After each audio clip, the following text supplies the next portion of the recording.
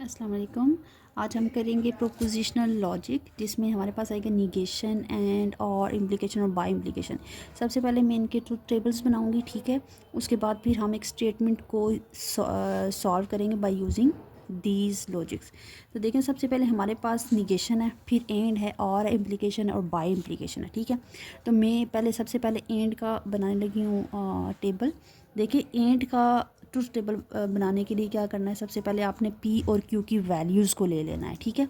P और Q की values को लेने का मतलब क्या है कि यहाँ पे आपके पास दो, पी की वैल्यू ट्रू और फिर फॉल्स, और फिर क्यू की value true false true false. अब देखिए, पी एंड क्यू है, ठीक है।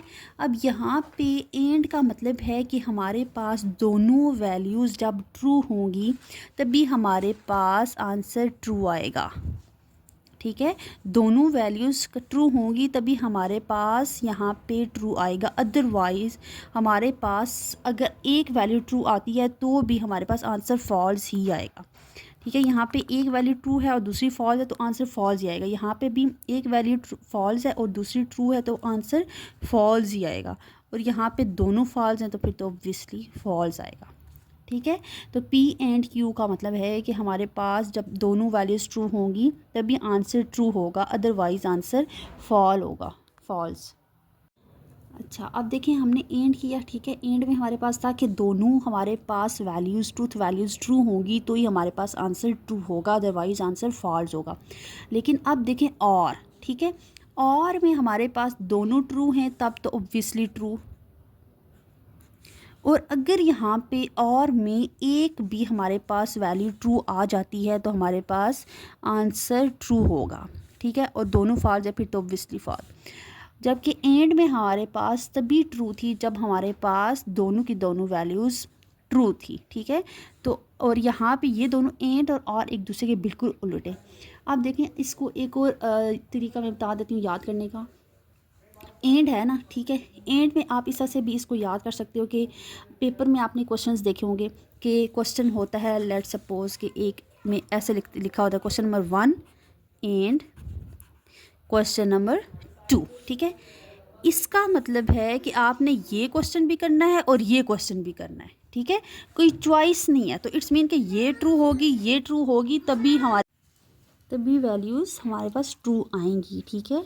अगर हमने एक ट्रू कर दिया, एक क्वेश्चन लेट सपोज कि हमने अटेम्प्ट कर दिया और दूसरा क्वेश्चन हमने अटेम्प्ट नहीं किया तो हम क्या हो जाएंगे, फेल हो जाएंगे, ठीक है।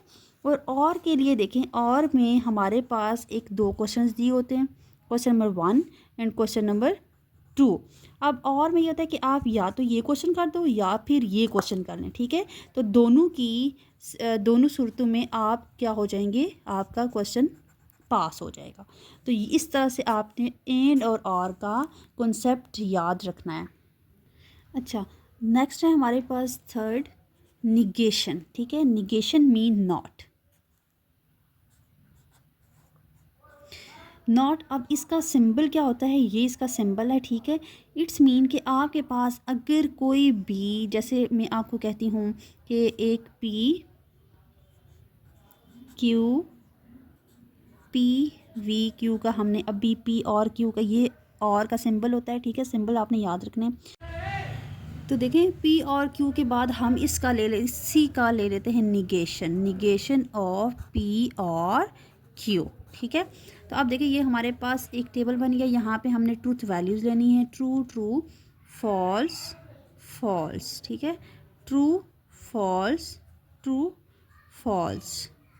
अब पी वी क्यू मतलब कि पी और क्यू मीन्स कि अगर हमारे पास एक वैल्यू भी ट्रू आ जाती है तो हमारे पास आंसर ट्रू आएगा, ठीक है। ट्रू ट्रू पे ट्रू, एंड एक वैल्यू भी ट्रू आ गई तो हमारे पास आंसर ट्रू, एक वैल्यू भी ट्रू तो आंसर ट्रू, और दोनों फॉल्स तो आंसर फॉल्स, ठीक है। अब देखिए, हमने इसी का निगेशन लेना है, इसी का नॉट लेना है, ठीक है। तो निगेशन के लिए सबसे पहले आपने इस ब्रैकेट के बाहर निगेशन का सिंबल लगाना है, ठीक है। उसके बाद अब निगेशन का मतलब होता है उलट, ठीक है, ऑपोजिट। कि अगर ट्रू है तो फॉल्स हो जाएगा, अगर ट्रू है तो फॉल्स, ट्रू है तो फॉल्स, और फॉल्स है तो ट्रू, ठीक है। ये होता है निगेशन। अच्छा, नेक्स्ट है हमारे पास इम्प्लीकेशन, ठीक है। सबसे पहले आपने इम्प्लीकेशन का सिंबल याद रखना है। इम्प्लीकेशन का सिंबल है ये, ठीक है। इसे से 2 लाइनें लगाई और यहाँ पे एक एरो लगा दिया। अब देखिए P इम्प्लाइज Q। अब इसका ट्रुथ टेबल बनाने के लिए आपको क्या चीज़ याद करनी पड़ेगी, ये एक लाइन याद करनी पड़ेगी, ठीक है। इज़ फॉल्स, यानी कि ये हमारे पास फॉल्स होगा कब, इफ़ एंड ओनली इफ़, एक कंडीशन में हमारे पास इसका आंसर फॉल्स में आएगा, ठीक है।